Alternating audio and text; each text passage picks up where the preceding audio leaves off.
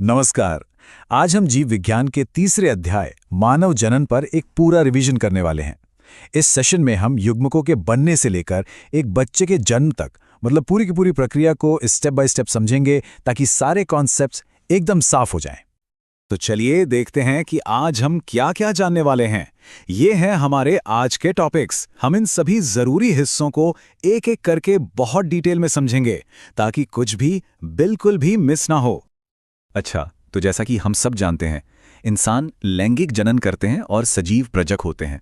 अब इसका सीधा सा मतलब यह है कि हम अंडे नहीं देते बल्कि सीधे बच्चे को जन्म देते हैं। तो चलिए अब समझते हैं कि जनन से जुड़ी जो मुख्य घटनाएं हैं वो किस क्रम में होती हैं। देखिए, मानव जनन की जो पूरी प्रक्रिया है ना, वो इन स्टेप्स में होती है। सबसे पहले आता है युग्मक जनन, यानी पुरुषों में शुक्राणु और स्त्रियों में अंडाणु का बनना। फिर होता है वीर्य सेचन, जिसमें शुक्राणु स्त्री के जनन पथ में पहुंचते हैं। और फिर आता है सबसे बड़ा स्टेप, निषेचन, जहां नर और मादा युग्मक मिलकर एक युग्मनज यानी जाइगोट बनाते हैं, जो लाइफ की पहली सेल होती है। यही जाइगोट आगे बढ़कर कोरकपुटी मतलब ब्लास्टोसिस्ट बनता है और गर्भाशय में जाकर चिपक जाता है, जिसे हम अंतर्रोपण कहते हैं। इसके बाद 9 महीने की प्रेगनेंसी चलती है और आखिर में प्रसव से बच्चे का जन्म होता है। और हाँ, एक बात याद रखने वाली है कि ये सारी घटनाएं प्यूबर्टी के बाद ही शुरू होती हैं। अब यहाँ पर एक बहुत ही इंटरेस्टिंग फर्क देखने को मिलता है। पुरुषों में शुक्राणु बनने की प्रक्रिया बुढ़ापे तक भी चल सकती है, लेकिन स्त्रियों में अंडाणु बनने की प्रक्रिया लगभग 50 साल की उम्र के आसपास खत्म हो जाती है, जिसे हम रजोनिवृत्ति या मेनोपॉज कहते हैं। तो ये दोनों की रिप्रोडक्टिव लाइफ में एक बहुत बड़ा अंतर है। चलिए अब अपने अगले टॉपिक पर आते हैं, पुरुष जनन तंत्र। हम इसकी पूरी बनावट और इसके कामों को डिटेल में समझेंगे। आपको बता दूं, ये पूरा सिस्टम शरीर के श्रोणि क्षेत्र यानी पेल्विस रीजन में होता है। तो ये जो डायग्राम है, ये पुरुष जनन तंत्र की पूरी बनावट दिखा रहा है। इसमें मुख्य हिस्से जैसे कि वृषण, सहायक नलिकाएं, ग्रंथियां और बाह्य जनेंद्रिय सब अपनी अपनी जगह पर दिख रहे हैं। और ये सारे अंग मिलकर ही जनन की प्रक्रिया को पूरा करते हैं। मोटे तौर पर पुरुष जनन तंत्र के 4 हिस्से होते हैं। पहला, एक जोड़ा वृषण। ये प्राइमरी सेक्स ऑर्गन है जो शुक्राणु बनाते हैं। दूसरा, सहायक नलिकाएं जो इन शुक्राणुओं को शरीर से बाहर ले जाती हैं। तीसरा, कुछ सहायक ग्रंथियां जो वीर्य का लिक्विड पार्ट बनाती हैं। और चौथा, बाह्य जननेंद्रिय। तो चलिए अब एक एक करके इन सब के बारे में जानते हैं। वृषण यानी टेस्टिस शरीर के बाहर एक थैली जैसी संरचना में होते हैं, जिसे वृषण कोश या स्क्रॉटम कहते हैं। और इसका एक बहुत ही जरूरी काम है। ये वृषण के तापमान को हमारे शरीर के नॉर्मल टेम्परेचर से करीब 2 से 2.5 डिग्री सेल्सियस कम रखता है। क्यों? क्योंकि ये कम तापमान शुक्राणु जनन मतलब स्पर्म बनने के लिए एकदम जरूरी है। ये पॉइंट एग्जाम के लिए बहुत इंपॉर्टेंट है, इसे याद रखिएगा। चलिए अब वृषण के अंदर की बनावट को देखते हैं। एक एडल्ट में हर वृषण अंडे के आकार का होता है, लंबाई में करीब 4 से 5 सेंटीमीटर और चौड़ाई में 2 से 3 सेंटीमीटर। अब मजे की बात यह है कि इसके अंदर करीब 250 छोटे छोटे कमरे यानी कंपार्टमेंट्स होते हैं, जिन्हें हम वृषण पालिकाएं या टेस्टिकुलर लोब्यूल्स कहते हैं। अब हर एक वृषण पालिका के अंदर 1 से 3 बहुत ज्यादा घूमी हुई नलिकाएं होती हैं, जिन्हें शुक्रजनक नलिकाएं कहते हैं। और सच कहूं तो स्पर्म बनने की असली फैक्ट्री यही है। इन नलिकाओं के अंदर 2 तरह की खास कोशिकाएं मिलती हैं।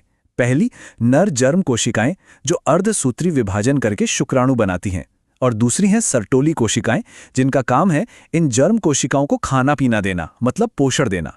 अब इन नलिकाओं के बाहर जो खाली जगह है उसे अंतराली अवकाश कहते हैं, और यहां मिलती हैं लीडिंग कोशिकाएं। ये कोशिकाएं एंड्रोजन यानी टेस्टोस्टेरोन हार्मोन बनाती हैं, जो मेल कैरेक्टर्स के लिए जिम्मेदार हैं। ये पूरा टॉपिक बोर्ड एग्जाम के लिहाज से बहुत बहुत इंपॉर्टेंट है। अच्छा, तो अब शुक्राणुओं के सफर को ट्रैक करते हैं। बनने के बाद शुक्राणु शुक्रजनक नलिकाओं से निकलकर कई सहायक नलिकाओं से होकर गुजरते हैं। रास्ता कुछ ऐसा है, सबसे पहले वृषण जालिका, फिर शुक्रवाहिका है, उसके बाद अधिवृषण। यहाँ वो मैच्योर होते हैं और स्टोर रहते हैं, और आखिर में वो शुक्रवाहक के जरिए आगे बढ़ते हैं, जो यूरिनरी ब्लैडर के ऊपर से घूमकर सीधा मूत्र मार्ग में खुलती हैं। तो इन सारी नलिकाओं का क्या काम हुआ? शुक्राणुओं को स्टोर करना और उन्हें शरीर से बाहर तक पहुंचाना। पुरुष जनन तंत्र में कुछ हेल्प करने वाली ग्रंथियां भी होती हैं। कौन कौन सी? एक जोड़ा शुक्राशय, एक प्रोस्टेट ग्रंथि और एक जोड़ा बल्बोयूरेथ्रल ग्रंथियां। इन सबका जो सिक्रेशन होता है वो सब मिलकर बनाता है शुक्रिय प्लाज्मा या सेमाइनल प्लाज्मा।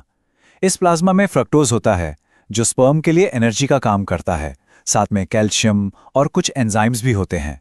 और हाँ, बल्बोयूरेथ्रल ग्रंथियों का जो सिक्रीशन है वो मैथुन के दौरान लुब्रिकेशन में भी हेल्प करता है।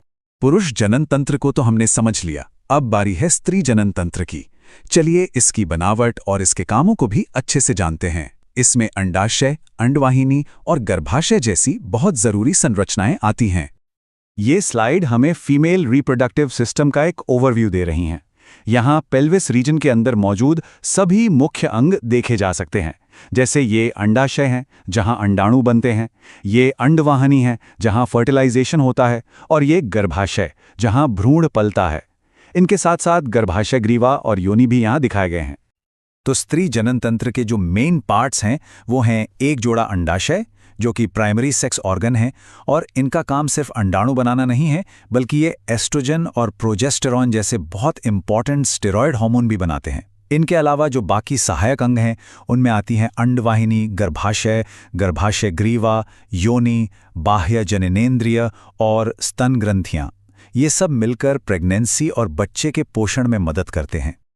हर अंडवाहिनी या फैलोपियन ट्यूब करीब 10 से 12 सेंटीमीटर लंबी होती है। इसके 3 मेन पार्ट्स हैं। अंडाशय के पास वाला हिस्सा एक फनल जैसा होता है जिसे कीपक कहते हैं। इसके किनारों पर उंगलियों जैसी झालर होती है जो अंडाणु को पकड़ने में मदद करती है। कीपक आगे जाकर एक चौड़े हिस्से में खुलता है जिसे तुम्बिका या एम्प्यूला कहते हैं। और सबसे जरूरी बात जो एग्जाम के लिए याद रखनी है वो ये है कि फर्टिलाइजेशन इसी तुम्बिका वाले हिस्से में होता है। इसका जो आखिरी हिस्सा है वो है संकीर्ण पथ जो इसे गर्भाशय से जोड़ता है। गर्भाशय, जिसे आम भाषा में बच्चेदानी भी कहते हैं, ये एक ही होता है और इसका शेप एक उल्टी रखी हुई नाशपाती जैसा होता है। इसकी दीवार में 3 लेयर्स होती हैं। सबसे बाहर वाली पतली लेयर है परिगर्भाशय, बीच वाली मोटी और मजबूत मस्कुलर लेयर है गर्भाशय पेशी स्तर। यही वो लेयर है जो बच्चे के जन्म के समय जोरदार कॉन्ट्रैक्शन करती है। और सबसे अंदर वाली ग्लैंडुलर लेयर है गर्भाशय अंतस्तर यानी एंडोमेट्रियम। और यही वो खास लेयर है जिसमें हर महीने मेंस्ट्रुअल साइकिल के दौरान बदलाव आते हैं और यहीं पर आकर भ्रूण चिपकता है। ये डायग्राम एक स्तन ग्रंथि या मेमरी ग्लैंड की अंदरूनी बनावट दिखा रहा है जो सभी फीमेल मैमल्स की एक खासियत है। हर स्तन के अंदर 15 से 20 स्तन पालियां होती हैं। इनके अंदर अंगूर के गुच्छे जैसे स्ट्रक्चर होते हैं जिन्हें कूपिका कहते हैं, और दूध बनाने का काम यही करती हैं। फिर ये दूध पतली पतली स्तन नलिकाओं से होता हुआ स्तन वाहिनी में आता है और आखिर में दुग्ध वाहिनी से बाहर निकल जाता है। तो अब जब हमने मेल और फीमेल दोनों रिप्रोडक्टिव सिस्टम की बनावट को समझ लिया है, तो चलिए अब उस प्रोसेस को देखते हैं जिससे गैमीट्स यानी युग्मक बनते हैं। हम नर और मादा युग्मकों के बनने की प्रक्रिया यानी युग्मक जनन और स्त्रियों में होने वाले मंथली मेंस्ट्रुअल साइकिल को डिटेल में डिस्कस करेंगे। वृषण के अंदर जो अपरिपक्व नरजम कोशिकाएं होती हैं जिन्हें शुक्राणुजन कहते हैं, वो शुक्रजनन की प्रक्रिया से शुक्राणु बनाती हैं। ये प्रोसेस प्यूबर्टी में शुरू होता है। होता क्या है? सबसे पहले शुक्राणुजन से बनता है प्राथमिक शुक्र कोशिका।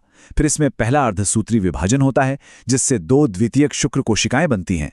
फिर दूसरे अर्धसूत्री विभाजन से 4 बराबर शुक्राणु प्रसू बनते हैं जो आगे जाकर शुक्राणु में बदल जाते हैं। अब एक मैच्योर स्पर्म की बनावट देखें तो इसमें एक सिर, एक गर्दन, एक मिडल पीस और एक पूंछ होती है। सिर में होता है एक्रोसोम जिसमें अंडाणु में घुसने के लिए एंजाइम्स होते हैं, और जो मिडल पीस है उसमें बहुत सारे माइटोकॉन्ड्रिया होते हैं जो इसे तैरने के लिए एनर्जी देते हैं, बिल्कुल एक इंजन की तरह। मेल और फीमेल गेमीट बनने के प्रोसेस में कुछ बहुत बड़े और इम्पॉर्टेंट फर्क हैं। एक तरफ शुक्रजनन है जो प्यूबर्टी में शुरू होता है और लगभग पूरी जिंदगी चलता है। दूसरी तरफ है अंडजनन जो एक लड़की के जन्म से भी पहले जब वो खुद भ्रूण होती है तभी शुरू हो जाता है। एक और बड़ा फर्क ये है कि एक प्राथमिक शुक्र कोशिका से 4 स्पर्म बनते हैं जबकि एक प्राथमिक अंडक से सिर्फ एक ही काम करने वाला अंडाणु बनता है। ये जो कंपैरिजन है ये कॉन्सेप्ट समझने और एग्जाम के लिए बहुत ज्यादा जरूरी है। चलिए अब अंडजनन की बात करते हैं, यानी फीमेल गैमीट कैसे बनता है। जैसा मैंने बताया, ये प्रोसेस एक लड़की के पैदा होने से भी पहले शुरू हो जाता है। जन्म के टाइम पर ही एक बच्ची की ओवरी में लाखों प्राथमिक अंडक मौजूद होते हैं जो अर्धसूत्री विभाजन की पहली स्टेज में आकर रुके हुए होते हैं, मतलब प्रोसेस पॉज हो जाता है। ये सब प्राथमिक पुटकों में बंद रहते हैं। फिर जब प्यूबर्टी आती है तो हर महीने इनमें से कुछ पुटक बड़े होने लगते हैं। वो प्राइमरी से सेकेंडरी, फिर टर्शियरी और आखिर में एक मैच्योर ग्राफी पुटक बन जाते हैं। और फिर यही ग्राफी पुटक फटता है और अंडाणु को रिलीज कर देता है, जिसे हम ओव्यूलेशन कहते हैं। ये डायग्राम मेंस्ट्रुअल साइकिल को समझने की चाबी है। बहुत ही इंपॉर्टेंट है ये साइकिल फीमेल प्राइमेट्स में होती है और औसतन 28 से 29 दिन की होती है। अब इस एक डायग्राम में हम एक साथ कई चीजें देख सकते हैं। देखिए, सबसे ऊपर हैं पिट्यूटरी हार्मोन्स, LH और FSH के लेवल। उसके नीचे है ओवरी में क्या हो रहा है। फिर ओवरी से निकलने वाले हार्मोन्स, एस्ट्रोजन और प्रोजेस्टेरॉन का लेवल। और सबसे नीचे यूटेरस की एंडोमेट्रियम लेयर में क्या बदलाव आ रहे हैं। ये सब एक दूसरे से जुड़ा हुआ है और साथ में काम करता है। तो साइकिल की शुरुआत होती है मेंस्ट्रुअल फेज से, जो करीब 3 से 5 दिन चलता है। इसमें प्रोजेस्टेरॉन का लेवल गिरने से एंडोमेट्रियम टूटती है और ब्लीडिंग होती है। इसके बाद आता है फॉलिक्यूलर फेज। इसमें FSH हार्मोन की वजह से फॉलिकल्स बड़े होते हैं जो एस्ट्रोजन बनाते हैं, और इस एस्ट्रोजन से एंडोमेट्रियम फिर से मोटी होने लगती है। फिर आता है सबसे बड़ा टर्निंग पॉइंट। लगभग 14वें दिन LH हार्मोन का लेवल अचानक से एकदम पीक पर पहुंच जाता है। इसे कहते हैं LH सर्ज, और यही ओव्यूलेशन करवाता है। इसके बाद शुरू होता है ल्यूटियल फेज। इसमें बचा हुआ फॉलिकल कॉर्पस ल्यूटियम बन जाता है और प्रोजेस्टेरॉन रिलीज करता है, जो एंडोमेट्रियम को प्रेगनेंसी के लिए मेंटेन करके रखता है। ओव्यूलेशन के बाद अब हम पहुंचते हैं इस पूरी प्रक्रिया के सबसे अहम मोड़ पर, फर्टिलाइजेशन और फिर प्रेगनेंसी की शुरुआत। मैथुन के दौरान स्पर्म योनि में रिलीज होते हैं और वहां से उनकी एक रेस शुरू होती है। वो तेजी से तैरकर गर्भाशय से होते हुए फैलोपियन ट्यूब के एम्पुला तक पहुंचते हैं, और अगर उसी टाइम पर वहां अंडाणु भी मौजूद है तो फर्टिलाइजेशन हो जाता है। होता क्या है, एक स्पर्म अंडाणु की बाहरी लेयर ज़ोना पेलुसिडा के कांटेक्ट में आता है। स्पर्म के एक्रोसोम में जो एंजाइम्स होते हैं वो उसे अंदर घुसने में मदद करते हैं, और जैसे ही एक स्पर्म अंदर जाता है, ज़ोना पेलुसिडा खुद को ऐसे बदल लेती है कि कोई और स्पर्म अंदर आ ही नहीं सकता। ये एक तरह का लॉकडाउन है। बच्चे का जेंडर क्या होगा, ये फर्टिलाइजेशन के टाइम पर ही तय हो जाता है। देखिए, ये बहुत सिंपल जेनेटिक्स है। फीमेल में होते हैं XX क्रोमोसोम, तो उनके सारे अंडाणुओं में सिर्फ X क्रोमोसोम ही होता है। मेल में होते हैं XY क्रोमोसोम, तो उनके आधे स्पर्म में X होता है और आधे में Y। अब अगर X वाला स्पर्म अंडाणु से मिलता है तो बनता है XX यानी लड़की, और अगर Y वाला स्पर्म मिलता है तो बनता है XY यानी लड़का। तो इससे ये बात साइंटिफिकली एकदम साफ है कि बच्चे का जेंडर फादर पर डिपेंड करता है, मदर पर नहीं। फर्टिलाइजेशन के फौरन बाद जाइगोट में बहुत तेजी से माइटोटिक डिवीजन शुरू हो जाते हैं। इस प्रोसेस को हम कहते हैं विदलन या क्लीवेज, और ये सब तब हो रहा होता है जब जाइगोट फैलोपियन ट्यूब से यूटेरस की तरफ बढ़ रहा होता है। इस डिवीजन से 2, फिर 4, फिर 8, फिर 16 सेल्स बनती हैं, जिन्हें कोरक खंड कहते हैं। जब एम्ब्रियो 8 से 16 सेल वाली स्टेज में होता है तो उसे तूतक या मोरुला कहते हैं। ये मोरुला भी डिवाइड होता रहता है और बदल जाता है ब्लास्टोसिस्ट में, जो अब यूटेरस में इम्प्लांट होने के लिए पूरी तरह से तैयार है। अब ये जो ब्लास्टोसिस्ट है, ये गर्भाशय की एंडोमेट्रियम लेयर से जाकर चिपक जाता है। इसके बाद यूट्रस की सेल्स भी तेजी से डिवाइड होती हैं और इस ब्लास्टोसिस्ट को चारों तरफ से कवर कर लेती हैं। नतीजा ये होता है कि ब्लास्टोसिस्ट एंडोमेट्रियम के अंदर धंस जाता है। बस इसी प्रोसेस को कहते हैं अंतरोपण या इम्प्लांटेशन, और यहीं से प्रेगनेंसी की ऑफिशियल शुरुआत हो जाती है। इम्प्लांटेशन के बाद ब्लास्टोसिस्ट पर उंगलियां जैसे कुछ स्ट्रक्चर निकलते हैं, जिन्हें जरायु अंकुरक कहते हैं। ये अंकुरक और यूट्रस के टिश्यूज आपस में मिलकर एक बहुत ही स्पेशल स्ट्रक्चर बनाते हैं, जिसे हम अपरा या प्लेसेंटा कहते हैं। प्लेसेंटा सच में माँ और बच्चे के बीच एक लाइफलाइन का काम करता है। ये बच्चे तक ऑक्सीजन और सारा न्यूट्रिशन पहुंचाता है और बच्चे के वेस्ट प्रोडक्ट्स को बाहर निकालता है। इतना ही नहीं, ये एक हार्मोन फैक्ट्री की तरह भी काम करता है और HCG, HPL, एस्ट्रोजन और प्रोजेस्टेरॉन जैसे हार्मोन्स बनाता है, जो प्रेगनेंसी को बनाए रखने के लिए बहुत जरूरी हैं। इंसानों में प्रेगनेंसी का टाइम पीरियड 9 महीने का होता है। देखिए कितनी कमाल की बात है। पहले महीने के आखिर तक ही बच्चे का दिल बन जाता है। दूसरे महीने के आखिर तक हाथ, पैर और उंगलियां बन जाती हैं। पहली तिमाही यानी 12 हफ्तों के अंत तक लगभग सारे बड़े ऑर्गन सिस्टम्स बन चुके होते हैं। 5वें महीने में बच्चे की पहली मूवमेंट फील होती है और सिर पर बाल भी आ जाते हैं। दूसरी तिमाही के अंत तक पूरे शरीर पर छोटे छोटे बाल आ जाते हैं और पलकें भी अलग हो जाती हैं। और 9वें महीने के अंत तक बच्चा पूरी तरह से विकसित हो जाता है और जन्म लेने के लिए तैयार होता है। तो अब हम प्रेगनेंसी के बिल्कुल आखिरी पड़ाव पर आ गए हैं, बच्चे के जन्म की प्रक्रिया, जिसे प्रसव या पार्चुरेशन कहते हैं, और उसके बाद नए जन्मे बच्चे का पोषण यानी लैक्टेशन। प्रेगनेंसी के आखिर में यूट्रस में बहुत जोरदार कॉन्ट्रैक्शंस होते हैं जिससे बच्चा बाहर आता है। इसी प्रोसेस को प्रसव कहते हैं। ये कॉम्प्लेक्स प्रोसेस है जिसे फीटल इजेक्शन रिफ्लेक्स शुरू करता है, और इसके सिग्नल पूरी तरह से विकसित हो चुके बच्चे और प्लेसेंटा से ही आते हैं। ये सिग्नल माँ की पिट्यूटरी ग्लैंड को ऑक्सीटोसिन हार्मोन रिलीज करने के लिए कहते हैं। ऑक्सीटोसिन यूट्रस में और भी तेज कॉन्ट्रैक्शन करवाता है, और तेज कॉन्ट्रैक्शन से और ज्यादा ऑक्सीटोसिन निकलता है। ये एक पॉजिटिव फीडबैक लूप बन जाता है, एक चेन रिएक्शन की तरह, जो तब तक चलता रहता है जब तक कि बच्चा बर्थ कैनाल से बाहर नहीं आ जाता। प्रेगनेंसी के आखिर तक मैमरी ग्लैंड्स में दूध बनना शुरू हो जाता है। इसे दुग्ध स्रावण या लैक्टेशन कहते हैं। डिलीवरी के बाद शुरू के कुछ दिनों में जो गाढ़ा पीले रंग का दूध निकलता है उसे खीस या कोलोस्ट्रम कहते हैं। ये कोई आम दूध नहीं है, ये एंटीबॉडीज, खास तौर पर IgA से भरा होता है, जो नए जन्मे बच्चे को इन्फेक्शन से बचाता है। आप इसे बच्चे की पहली वैक्सीन समझ सकते हैं, इसलिए ये बहुत ज़्यादा ज़रूरी होता है। तो चलिए फटाफट से इस पूरे चैप्टर के मेन पॉइंट्स को एक बार रिवाइज कर लेते हैं। इंसान सजीव प्रजक हैं और लैंगिक जनन करते हैं। मेल और फीमेल दोनों रिप्रोडक्टिव सिस्टम में प्राइमरी और एक्सेसरी ऑर्गन्स होते हैं। शुक्र जनन से स्पर्म बनते हैं और अंड जनन से ओवम। फीमेल्स में मेंस्ट्रुअल साइकिल होती है। फर्टिलाइजेशन के बाद जाइगोट ब्लास्टोसिस्ट बनकर यूटेरस में इम्प्लांट हो जाता है।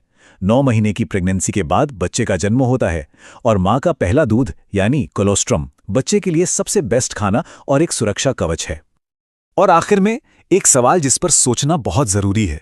जैसा कि हमने इस चैप्टर में समझा कि बच्चे का जेंडर स्पर्म से तय होता है, तो इस साइंटिफिक फैक्ट के होते हुए हमारे समाज में लड़की पैदा होने पर आज भी औरत को दोष देना कितना ज्यादा गलत और कितना अवैज्ञानिक है ना?